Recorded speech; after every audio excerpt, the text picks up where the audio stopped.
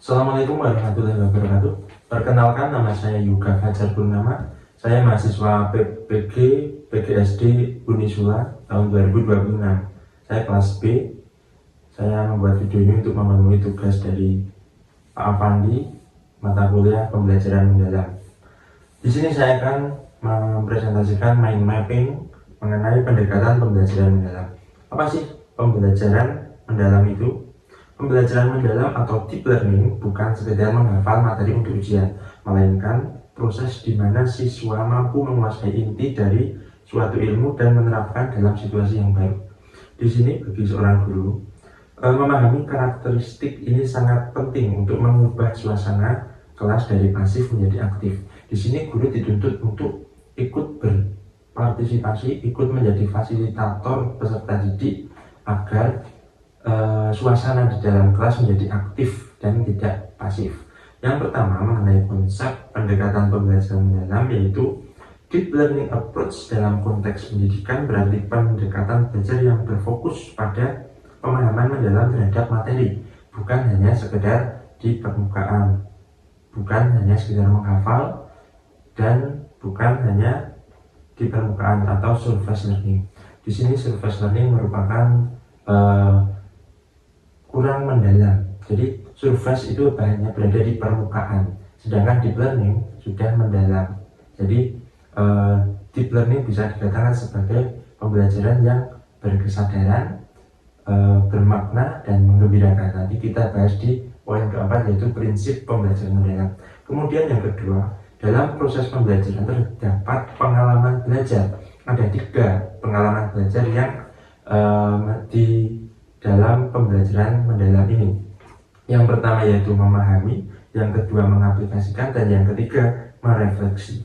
Memahami, siswa diberikan kesempatan untuk mengkonstruksikan atau membangun pengetahuannya, konsep dari pembelajarannya, yang tentunya masih dalam arahan guru, karena guru di sini masih sebagai fasilitator. Kemudian yang kedua, mengaplikasikan. Nah, bagaimana cara mengaplikasikan pengetahuan atau materi ke dalam kehidupan sehari-hari murid atau di kehidupan sekitar peserta didik atau murid. Kemudian yang ketiga, merefleksi. Pengalaman belajar merefleksi, yaitu mengapresiasi setiap proses dan hasil yang dicapai murid. Kemudian poin yang ketiga yaitu karakteristik. Nah, di sini ada 5 poin karakteristik yang saya cantumkan di dalam mind mapping. Yang pertama yaitu fokus pada pemahaman konsep, keterampilan transfer atau transfer learning. Di sini siswa diharap mampu untuk membagikan ilmunya kepada teman sejawatnya secara tidak langsung. Kemudian keterlibatan aktif dan motivasi intrinsik. Kemudian pengembangan keterampilan abad ke-21 6C. Kemudian praktik metakognisi. Nah, adapun prinsip, yaitu saya cantumkan ke poin keempat, yaitu prinsip pembelajaran mendalam. Ada 3. Yang pertama yaitu mindful atau berkesadaran, meaningful atau bermakna, dan joyful menggembirakan. Nah, untuk prinsip yang pertama yaitu berkesadaran atau meaningful. Nah, siswa di sini harus sadar tentang materi yang ia pelajari pada saat pembelajaran. Tujuan belajarnya harus jelas, peserta didik harus tahu dan apa sih tujuan pembelajaranku hari ini. Nah, kemudian sadar mengapa belajar. Jadi peserta didik itu tahu kenapa saya harus belajar ini dan sadar apa yang saya pelajari hari ini. Nah, hal tersebut yang akan memicu peserta didik untuk semangat atau termotivasi untuk mempelajari lebih lanjut materi yang diajarkan oleh guru.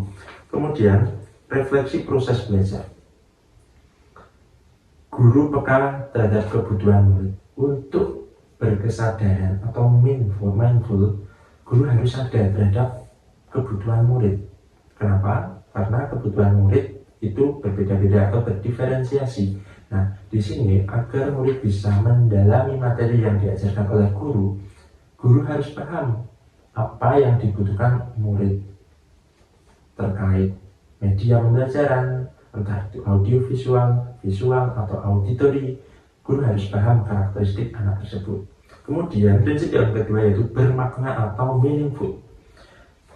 Meaningful yang pertama yaitu kontekstual, jadi pembelajaran yang kontekstual, yang peserta didik tidak berpikir secara jauh di luar, tapi guru bisa memanfaatkan apa yang ada di sekitar peserta didik atau murid.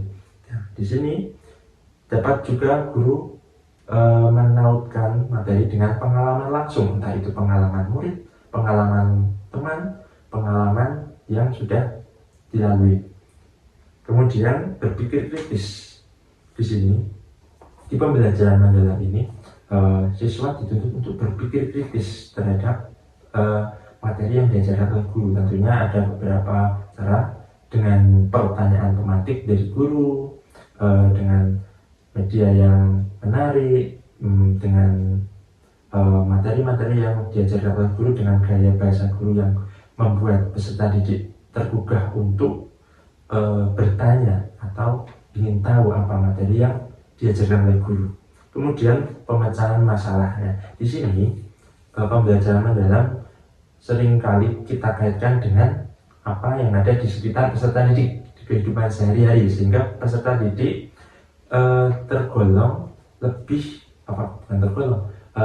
lebih tertarik untuk memecahkan masalah yang ada di sekitarnya atau permasalahan yang ada di materi tersebut. Kemudian yang terakhir, prinsip yang terakhir adalah menggembirakan atau joyful. Nah, di sini guru harus membuat suasana kelas menjadi gembira.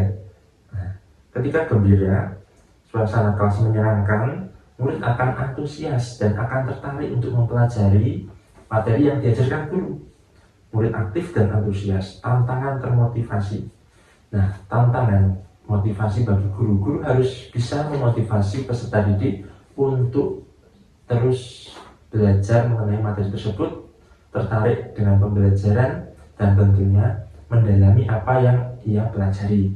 Kemudian joyful learning. Nah, ini joyful learning pada prinsip yang ketiga ini merupakan itu tadi, tujuannya agar suasana di kelas itu menggembirakan, sehingga ketika murid menerima ilmu secara gembira maka akan terserap dengan baik di memori otak, di pengalaman belajarnya akan terserap dan terus mengingatnya. Nah, seperti itu pembelajaran mendalam yang dapat saya utarakan yang terdapat pada mind map yang saya buat ini. Terima kasih. Ada salahnya mohon maaf. Assalamualaikum warahmatullahi wabarakatuh.